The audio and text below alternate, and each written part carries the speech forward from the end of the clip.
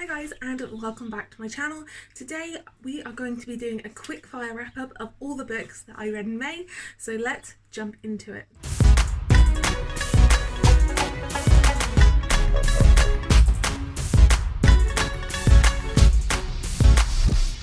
So in the month of May I read 13 books. I want to start with all the ebooks because that is what I read a majority of this month. I've been going a little nuts in lockdown with requesting ARCs and also buying ebooks. It's nuts, but I have been keeping on top of it, which go me.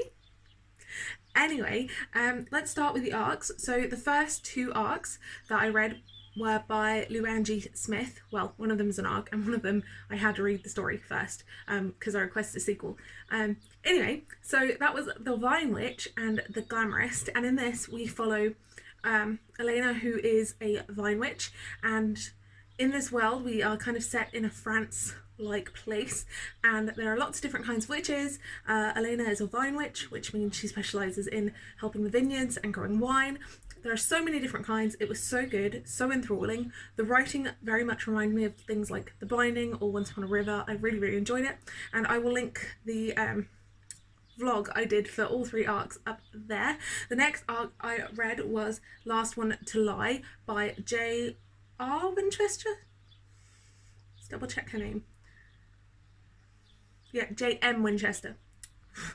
But this was about a lady who drops her daughter off to nursery, goes to yoga, and then goes to collect her daughter, and not only is there no recollection of her anywhere, she's never existed. They say she's never been dropped off there. And then she tries to find her husband and can't find him. And it was really addicting. It was good. I really liked it. I gave also 4 stars to this. So yeah, a good ARC month because The Vine Witch and The Glamourist were also 4 stars, and so was this. And then the last ARC I read was... what was the last ARC I read? Dead Air by Michael Bradley. I don't really know how I feel about this. Sorry, I'm looking at my sheet because May was a while ago. I gave this 3 stars. It was very underwhelming, and while the main idea had a lot of potential, I found that the clues were like heavy-handed, like trying to lead you to who did it. The twist wasn't done very well. It didn't come out of nowhere because you kind of felt it going somewhere, but it wasn't well built. And it was really disappointing in that way because I think it had a really interesting plot and the writing was quite nice, but it was just execution that let it down. And this is just about a radio presenter whose past is finally catching up with her. And yeah, it was kind of just generic, nothing special, and I'm really sad about it. So let's just keep on with thrillers. I read The Silent Patient by Alex Michaelides, and this is about a lady who shoots her husband in the face so many times, and then she doesn't say a word ever again. And it was interesting. The twist was quite nice. I liked it, but it was just kind of okay. I gave it 3 stars. I'm glad I didn't have it in physical copy because I definitely think I'd probably unhaul it. I don't know, it was just okay. I don't have strong feelings about it. Then I read Verity, and I really enjoyed it. This is by Colleen Hoover, and it's about this author who has been requested to go and finish another author's work, who's been in an accident, and so she goes and lives in this author's house, and she may or may not fancy her husband, and all is not what it seems. It was very good. I gave this a solid 4 stars. I really enjoyed it. I read it in a day. It was so good. So good. Highly recommend. Stormfront by Jim Butcher. This is the first book in the Harry Dresden series, Files, whatever you want to call it. It was good. It was kind of cheesy, fun. Harry Dresden is definitely like, I don't know. He's cocky, but like he realises he's lame. I don't know. It's a really interesting writing style. It's really good. He is a bit of a like, oh, I should be overly chauvinistic. There's what I'm going to say. But I did like it. I gave it 3 stars. I am continuing on with the series. It's really fun. they're light reads. It's kind of like reading a serialized episode of a TV show. It's just really good. I like it. They're addicting, and I understand why so many people recommend them. I know that they get better, and I can attest to that. I've already read the second one, and it's really, really good. I enjoyed it. Right, then I read The Hating Game. This is really cute. I really, really like it. It's a hate to love romance that you've probably heard about if you've been watching videos on here, because everyone has read it, and I'm very late to the party. I liked it. It was really good. I think I picked the wrong time maybe to read it, and that wrong time being in quarantine with the world just falling apart. I think I'm going to do a video where I talk about the books I want to reread, whether or not they've been affected by quarantine or not, because I have a few that have, but there's also a few that I think my reading taste has changed, and I think I may like them better. So look out for that video coming soon, because I think it'll be really interesting to see how I feel about them. Yeah.